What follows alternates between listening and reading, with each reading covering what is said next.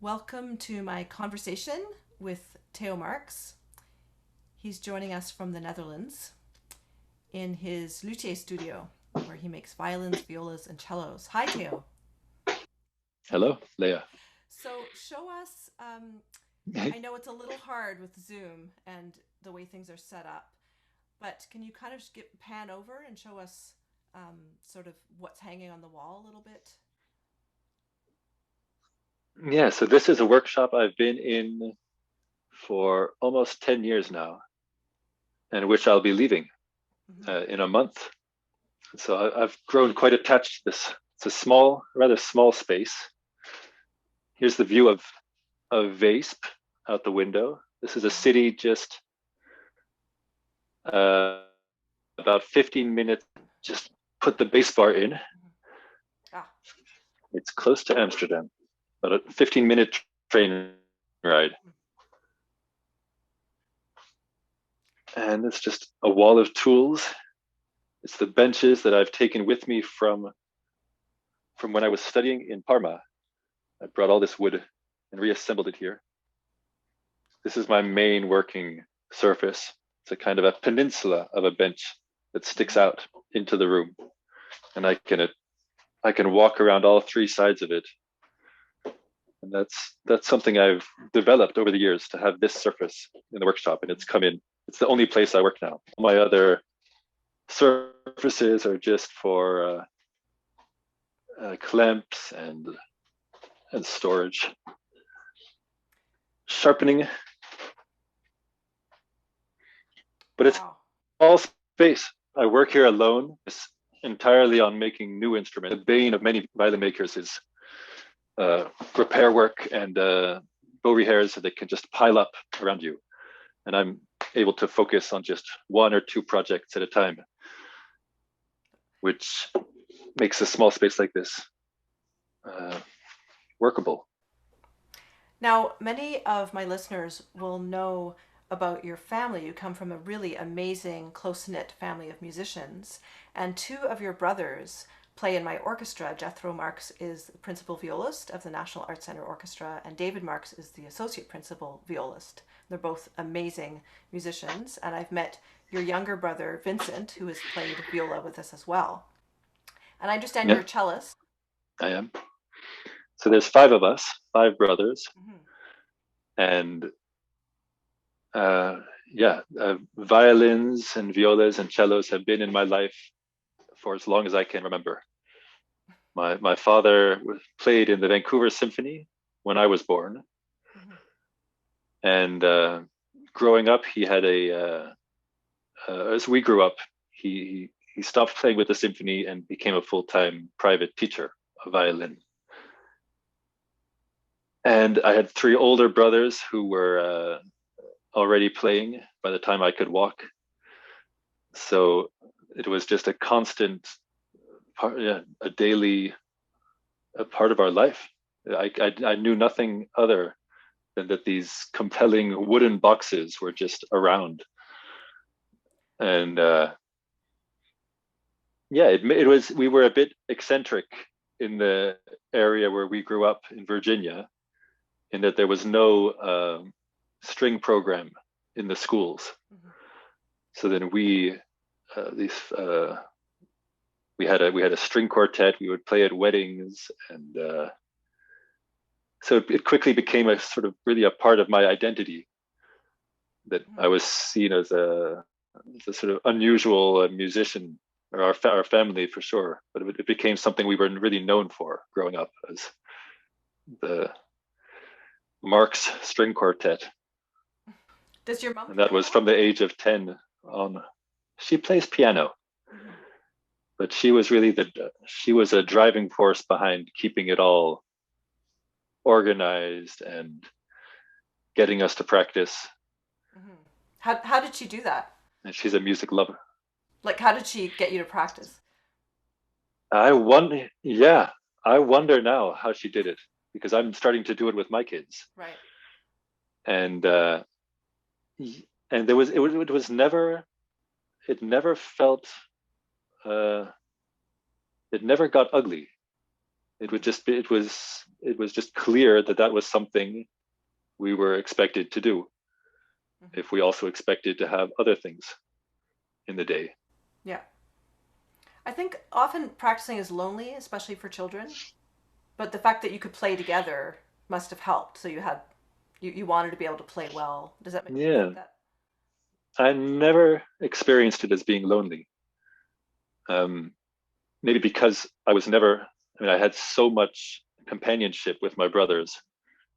It was maybe, it was, I very quickly felt a calm and a respite and an enjoyment of the, I think it helps that our father was a real, he really enjoyed the physical, the technical aspect of playing. Hmm. And we would sometimes wake up for school and he would already have been up for a few hours watching Heifetz and Piatigorsky VHS Hmm. and just practicing his bow arm and thinking about his thumb. And he would impart that excitement to us over the breakfast table that he discovered something about his wrist. And and I remember also being young, being 10, 11 years old, and being alone and just playing a beginning Suzuki book, but already being aware of what it means to practice, Hmm. to be critical of what you hear and try to be analytical about how to improve. Hmm. So as musicians, we have usually an internal sound that we want to produce. And as a maker, you must have these internal sounds that you want to produce physically in the instrument. Yeah, which are always developing, ideals for instruments. Hmm. I've found that what I'm looking for now in a violin is is not what I thought I was looking for 10 years ago. And I'm not only looking for one thing either. Hmm. I'm always surprised by a finished instrument. And there are aspects that I had hoped for, and there are aspects that I had hoped for that are there, and there are aspects that are not there. Hmm. And then there are things that I had not even imagined which are there. And so At, I learn also per instrument what the possibilities are mhm. with my process. At what point do you have to stop? Like you can't take off, you can only take off so much wood. I'm just imagining when it gets pretty finished, maybe before you varnished it. Is there a point where well, I can't actually do too much more to affect the sound? Well, I mean, of course, setup Mm-hmm. also affects the sound so much. Mm-hmm. So almost even after you varnished, there's still a road. So you're constantly uh, molding the sound in your mind up until and even until even after you've set it up and you've heard its first notes. Mm-hmm. You're still in the process of trying to find what that instrument's voice is. And this is such an old art form. The violin, as we know, it's been around for almost 500 years. I'm imagining not that much has changed in its Yeah, construction. no, it's amazing. Yeah, it's something I definitely enjoy is the feeling that I'm practicing an ancient, or at least something that there's something magical about the process, Mm-hmm. that it has not needed to be changed, that it's sprung almost fully formed from Andrea Amati, that I'm it's seen it like, yeah, I'm curious about the wood because it's always okay. We use maple for the back and the sides, and spruce for the top. Correct? And yes, why aren't people experimenting with that, or are some makers experimenting with different? there are, and they can make very successful instruments with, I mean, I've seen, and of course, with the uh, cellos and violas, you can use willow or poplar, Mm-hmm. but even I've seen elm and fruit trees, and these can be very successful sounding instruments, Mm-hmm. but often not um, not traditionally Italian sounding. Mm-hmm. or at least there's a certain sound which a lot of the repertoire was written for, at least, and that particular sound seems best served really with uh, spruce top, and the back and sides you have some more leeway on. But with guitars, you can make cedar tops and pine tops. But that's difficult with violin making. They seem to have a smaller range in the top Hmm. of what you can use. Can you talk to us about your varnish process, how you make varnish and why it's important? Yeah, so I make varnish, and I have always made my own varnish. Hmm. And I don't make large batches of it. I almost make per instrument. I cook up a new batch of varnish. And it's not a very long, laborious, or complicated process. There are only three ingredients, which is the colophony, the resin from a pine tree, linseed oil, and turpentine to dilute. And it's the key is in the proportion between the oil and the resin. Hmm. The harder or the more oil in it, the more durable it will be in the end. Um, but it'll miss some of the hardness and brilliance. It'll be durable like leather is durable. And resin, the more resin you put in, the more brittle and brilliant the varnish will be. But if you make it too brittle, it'll crack and chip away. Hmm. So and it's not that every layer has the same proportion either. There's a ground layer of varnish that you use, um, and then there's a few layers of not necessarily colored varnish. You don't need to add pigment Hmm. to the colophony because by cooking it, the longer you cook colophony, the darker and richer the color becomes. And if you're patient and cook it at a without burning it, you can get a deep ruby red color, and it's completely transparent, something that pigments will never be. Hmm. Often, I have a Kuipers actually, a Dutch instrument, and Okay. yeah, and my husband has a much older violin, and I sometimes I'll hold our instruments and just think all the players who must have played this. It has such history. It's quite incredible. When you were studying in Italy, when you were first starting out learning the art, were there things that surprised you about the process? Yeah, well, I'd say I'm amazed at how little I knew of the process as a musician, Hmm. and I see that often with musicians. No, I'm that it's really not. There's not that much that you need to. I think if you just go through once and see the process from finish to end, you'll learn so much about how your violin functions. I mean, I can imagine that. I mean, I barely was aware that I had a sound post in my cello, Hmm. as a teenager, and and that the fingerboard might need just that the arching of my cello was affecting its tone, that the F holes. You can so easily focus just on the technical aspects of playing, Hmm.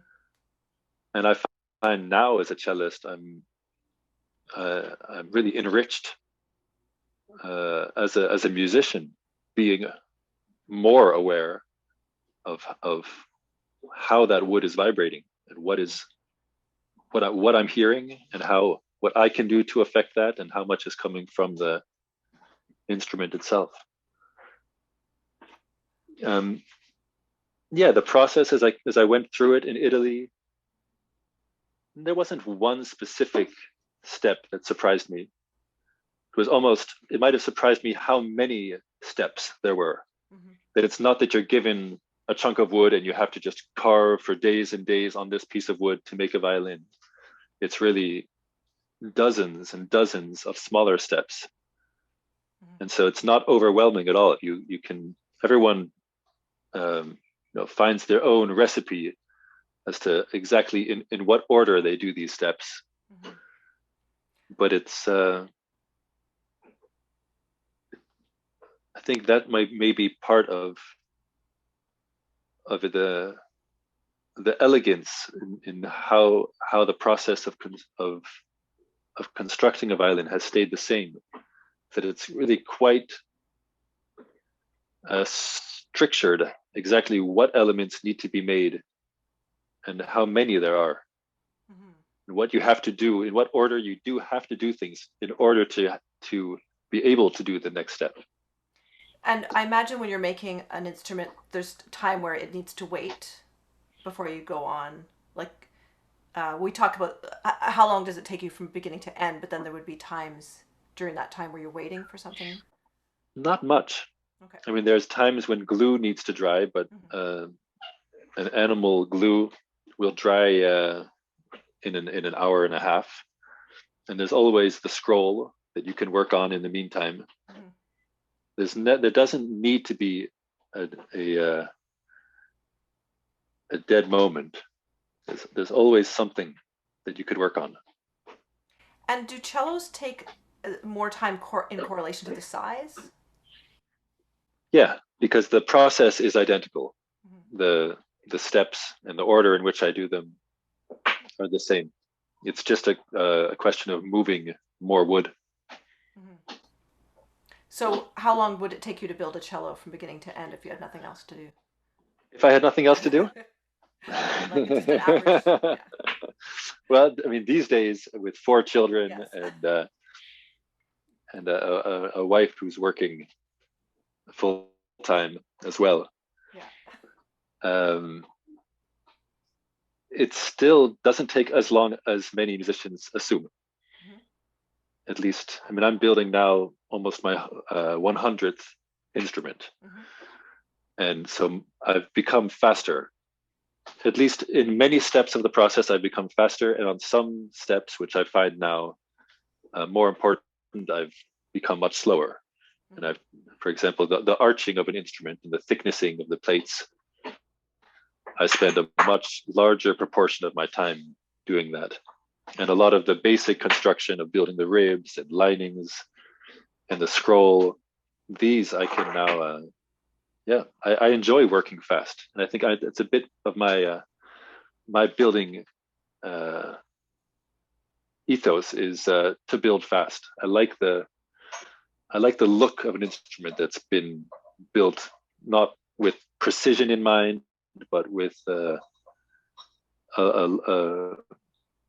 yeah a larger concept where you can see the scroll not as an individual element, but it's not seen as all the different angles and things, but as one sculpture. Mm-hmm. And I find I can do that more easily if I can carve the scroll in two sittings. Mm-hmm.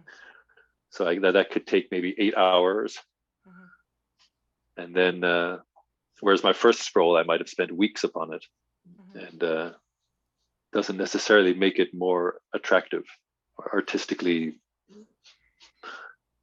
compelling. So a cello will take me without varnish. That's kind of the question: is how long does it take to make an instrument, and then so to build the instrument with before varnishing will take me up to a month and a half, Mm-hmm. and then the varnishing process and the setup, and then playing it, and then working on the setup again, and polishing the varnish, and all of that I take longer and longer with that. I often now, after I've finished an instrument, I like to keep it in my shop for an extra, 6 months sometimes, Mm-hmm. if possible, just to find what it wants. Your wife, Minty, is a wonderful violinist. In fact, she's going to be joining the National Arts Center Orchestra as our new principal second violinist. So you'll be moving to my area soon. And so, does she help you with your violins, like just playing them in a bit, giving you feedback? Yeah, for sure. She always has. She's been great at. Yeah, she doesn't necessarily say uh, Yeah, because it's difficult when an instrument is brand new to know what to say. You feel like it's a you have to let it breathe and hear it in a different situation. And but no, there are times. I mean, she's playing on a violin of mine now for the past 3 years, and she has tried others, and um, she has definitely been helpful. That I can play the cellos and she the violins, and my brothers, of course, as well. Mm-hmm. They can try the violas, And and they're very honest. yeah. They're very yeah. I think they know that that's the best. That's the best for me. Mm-hmm. Is if they say exactly what they what they hear and feel. Is it hard to source old enough wood? Because the old masters had these very old trees, I imagine, in terms of the They density. didn't. No. Okay. That's all a bit of a myth that they Okay. used very old wood. Their wood now is old, of course, Mm-hmm. Yeah. uh, but they can do dendrochronology on wood, Mm-hmm. and they found that some of Del Jesu's greatest instruments, he used wood that was cut 1 to 2 years before he used it, Mm-hmm. and that's all you really need if it's dried well. For the top 2 to 3, 5 years. Yeah, I didn't mean when it was cut. I mean the age of the tree in terms of the ribs. Oh, I see. No, that's not a problem. The forests where I get my spruce are, well, it's the same forest really where the Italians have been getting their wood for centuries Mm-hmm. in the Dolomites, and it's quite well quite it's harvested uh, with a with a thought to maintaining trees of a certain age. I was also wondering before we end, I should tell the listeners that you don't have a cello to play for us in your workshop, which is too bad. But could you just talk a little bit about the steam bending of the ribs? Because that's a very interesting thing in terms of the construction. Yeah, it's the one bent uh, aspect of the structure, and it's yeah. Let's see. I can show a rib. A rib is would be this. This is Mm-hmm. the side of the instrument, and as you can see, it's only about 1 millimeter thick, Yeah, and this would have been a straight piece. yeah. And then you moisten it, and you can bend it around a hot iron, Mm-hmm. and it's done, within 20 seconds. And Really? what's Okay. good what's good about maple is it also maintains its once it's bent, it remains bent. Mm-hmm. And so here's the cello. Oh, There you so can see the beautiful. bent pieces. Yeah. So there's 6 of them, 3 on each side, 3 there, 3 here. And there's a little insert. I think it's called the Purfling. See that Yeah. there? It's 3 strips of wood, black, white, and black, Does it give it actually? around the entire. Sorry. Does it give it strength or? That's the idea. Okay. On the back, it's an adornment. Mm-hmm. It's just for aesthetics. On the top, there can be an argument made that the spruce would be likely to split Mm-hmm. if it were to get a hard impact, and that these 3 pieces of wood, which are inlaid maybe 2/3 the depth of the wood, Mm-hmm. uh, that they might stop a crack from continuing further than the purfling. And I have seen older instruments where a crack has started on the edge and has not continued past the purfling. But I think, and if you see an instrument without purfling, it looks so naked. It's like a face without I don't know, without eyebrows or something, and it's I think it quickly caught on aesthetically. Can you tell us about maybe just the first violin you made and?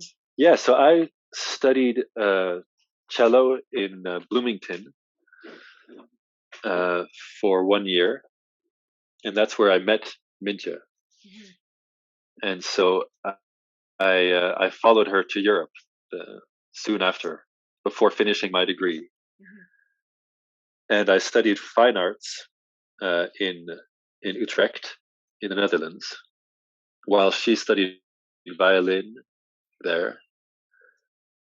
And I remained for a few years and got a master's in fine art. And during that time, I was not playing classical cello. I was playing. I was playing uh, cello with some Turkish folk musicians, and improvising more than I had ever done before. Mm-hmm. But once I finished uh, getting my master's degree there, I yeah, I really missed, just as I said, these instruments had been in my life since since I could remember, and I missed the whole atmosphere around them. Mm-hmm. And and I guess I had always enjoyed creating things with my hands as well. I studied printmaking, Mm-hmm. um, and then my brother Paulo, who is older than me, he uh, he also had studied cello in Bloomington, but he also studied violin making there. They had a string technology uh, course, so I knew that he was building violins, and I had spent some time in his workshop. And yeah, I'm sure most musicians have had the uh, experience of being in a violin maker's shop or in a dealer, or just there's a certain magic Mm-hmm. to that. I remember as a kid buying my first cello at Potter's or in Weavers in Maryland, and that stuck with me for a long time. Just the atmosphere of all those instruments and the smell Mm-hmm. of the varnishing they did there. So I left Europe for a summer and went to build my first violin with Paolo in his Mm-hmm. workshop, and he led me through the process. That's the first time I went through the entire process, and the violin I made was a very eccentric model. Paolo let me just design. He let me design the model Mm-hmm. from the start, and it took me 3 times as long as it takes me now to build a violin, and it had no sound to speak of. But that process was enough to convince me that this was something I could imagine doing for the rest of my life. At least that's what I thought, and I believe that to this day. I saw the beautiful little documentary that was made with Paolo interviewing him, and he shows all the processes. So I'm going to link that in the description on this video so people can look at Yes, that and see him in his workshop. And good then, idea. yeah. So I know it's the evening there. It's been a long day for you. So I just wanted to thank you so much for speaking to me today. And I hope when you move to the Ottawa area, maybe we can play a bit together. Or, I can try I your know, tunes. I know we will. Yeah. Thanks for inviting me, Well, thank you. and I look forward to yeah, we'll be seeing each other beginning of next season. We will.